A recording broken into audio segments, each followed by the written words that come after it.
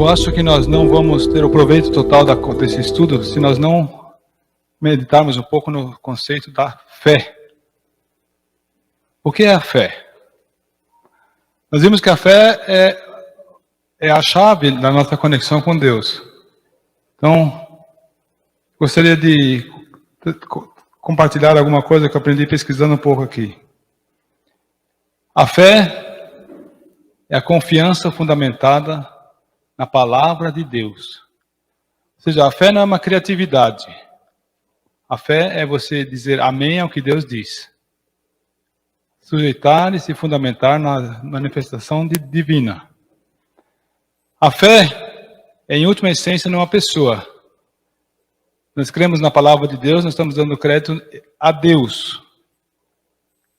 Também a fé no seu Filho Jesus Cristo. Quando Paulo relata a sua conversão, ele diz que o Senhor Jesus lhe disse que ele deve anunciar a mensagem da fé nele.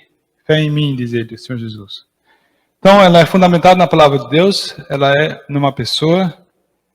E na fé em si, não há eficácia ou mérito. Mas a fé, ela promove uma coisa. Ela vincula a alma com Deus. Mediante a fé, nós nos aproximamos de Deus e estabelecemos uma relação com Deus. Antes havia inimizade. Assim nós lemos em Efésios 2, que foi lido hoje.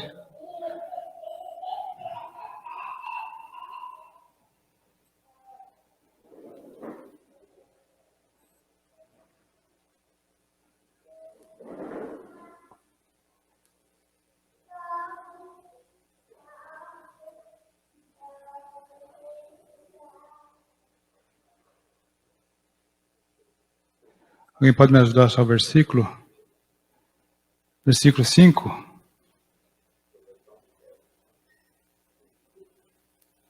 Estando nós mortos em nossos delitos, nos deu vida juntamente com Cristo, pela graça sois salvos. Onde diz mediante a fé?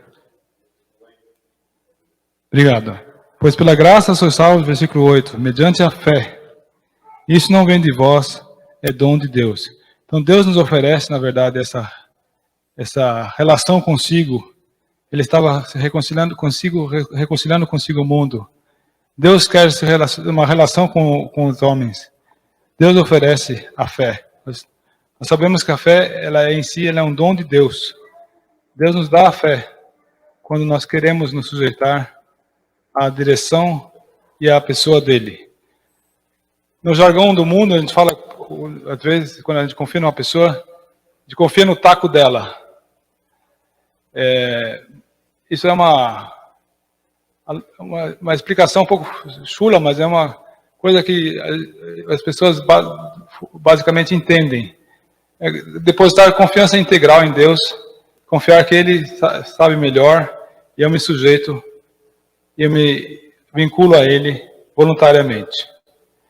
Então, acho isso importante, essa reflexão, porque foi baseado nela que nós fomos justificados com Deus. E baseado nela nós temos a nossa relação com Cristo. Nós temos abraçado essa proposta de reconciliação que Deus nos deu. E baseado nela nós vivemos também. A partir do momento que nós tivemos a fé salvadora, nós temos também a fé e confiança em Deus para a nossa jornada daqui em diante.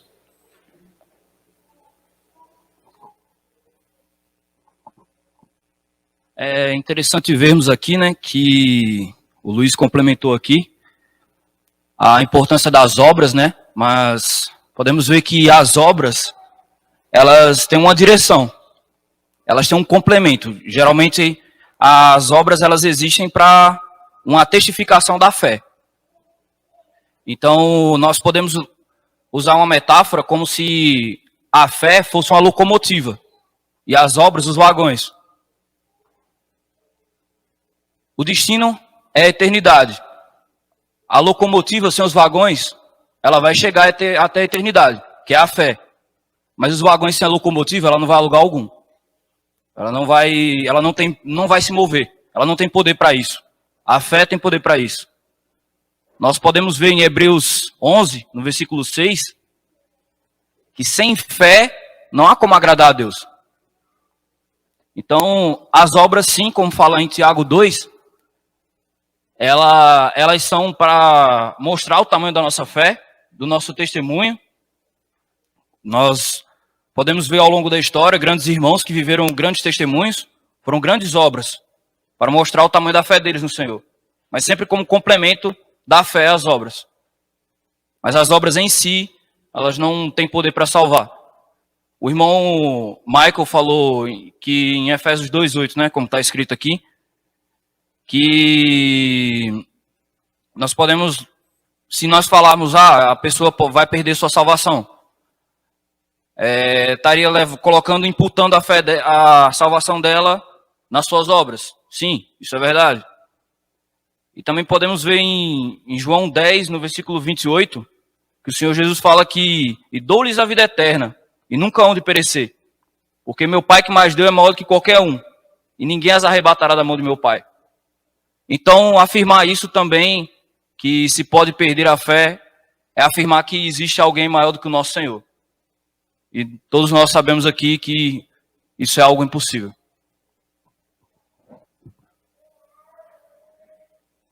E não diz todo o que o irmão falou, mas o que eu queria falar é aquele momento quando eu procurei um versículo em Efésios, era o versículo 3 mesmo.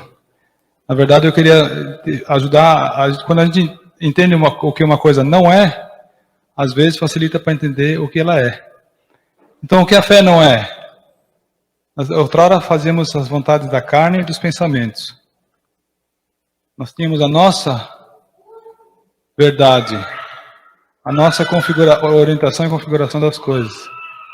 E a partir do momento que entramos na fé, nós nos sujeitamos a Deus e a revelação de si mesmo. Então, esse contraste. Antes, pensamentos e vontade da carne. Agora, nós nos sujeitamos à fé.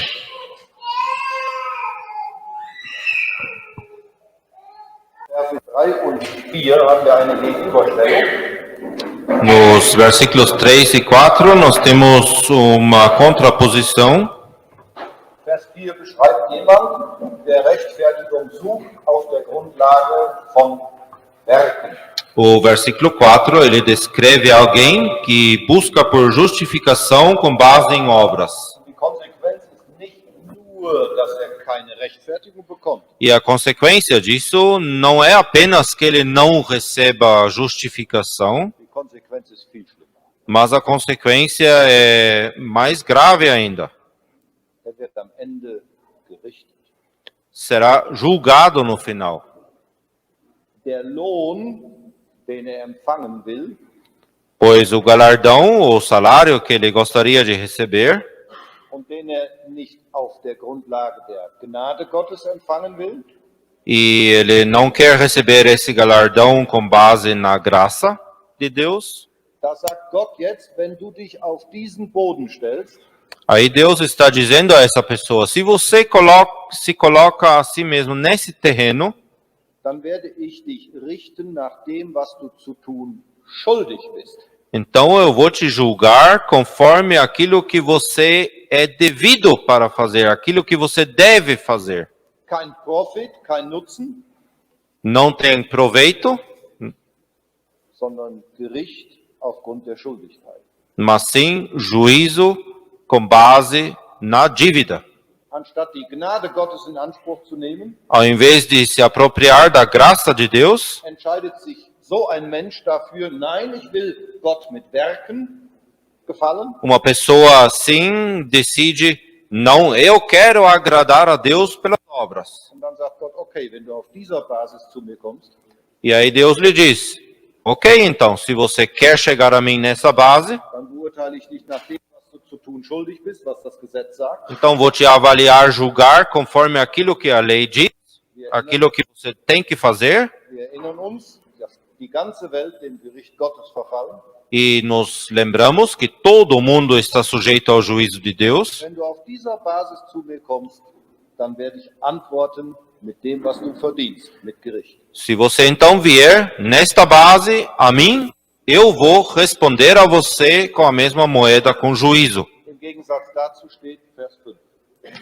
E contrastando com isso, temos o versículo 5. Da kommt ein Mensch zu Gott Ali nós temos uma pessoa que se chega a Deus und er kommt nicht mit irgendwelchen Werken. e ele não vem com quaisquer obras que sejam. Womit kommt er? Com que esse homem vem, essa pessoa vem? Er kommt mit Glauben. Ele vem diante de Deus com fé. Er sagt, Gott, ich halte das für wahr, was du sagst in deinem Wort.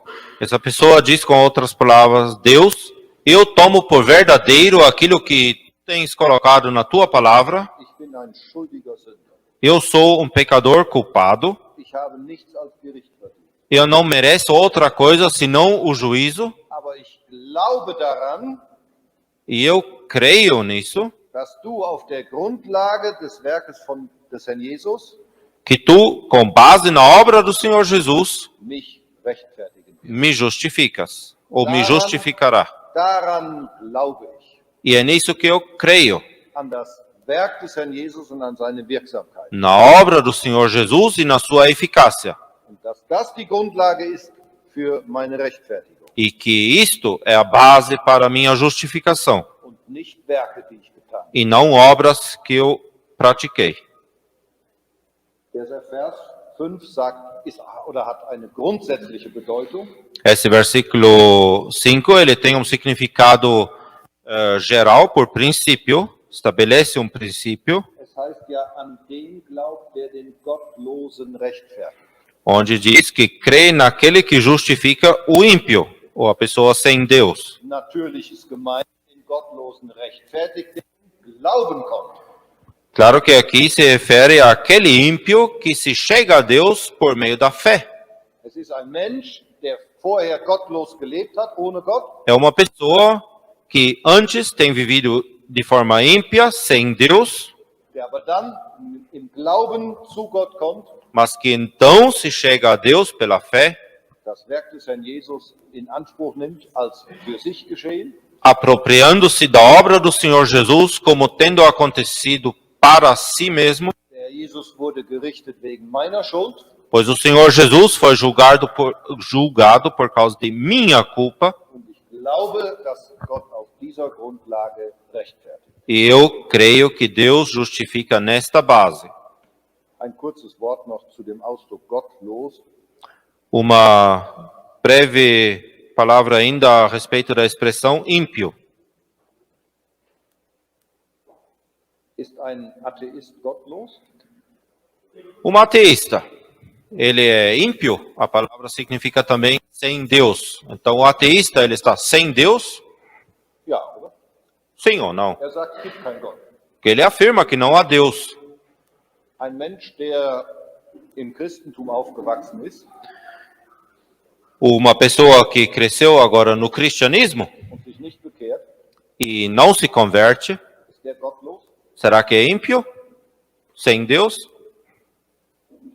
Ja, der ist gottlos. Sim, também é ímpio, sem Deus. Es ist gemeint, er lebt ohne Gott. Essa expressão significa que uma pessoa assim, um ímpio, ele vive sem Deus.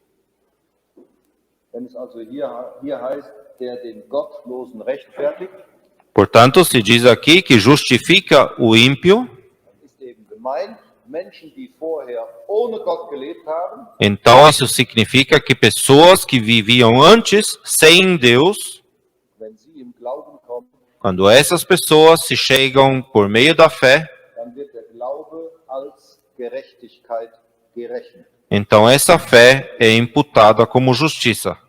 Dieser Ausdruck am Ende von Vers 4, zur Gerechtigkeit gerechnet, und am Ende von Vers 5, zur Gerechtigkeit gerechnet, Essa expressão aparecendo no versículo 4 e no final do versículo 5, imputado como justiça, entspricht von der Bedeutung her dem Ausdruck rechtfertigen. corresponde, por seu significado, à simples expressão do verbo justificar, Von Gott, der höchsten Instanz, für gerecht erklärt in seinen Augen. ou ser declarado justo por Deus, a instância mais alta que existe, ser justo aos olhos dele mesmo. Und dann kommt Paulus zu dem zweiten Beispiel ab Vers 6. E aí Paulo menciona esse segundo exemplo a partir do versículo 6. Und dann kommt eine andere Seite derselben Sache vor uns. E ali ele mostra um outro lado da mesma coisa. Und das werden gewiss noch andere erklären. Mas eu penso que outros vão explicar isso.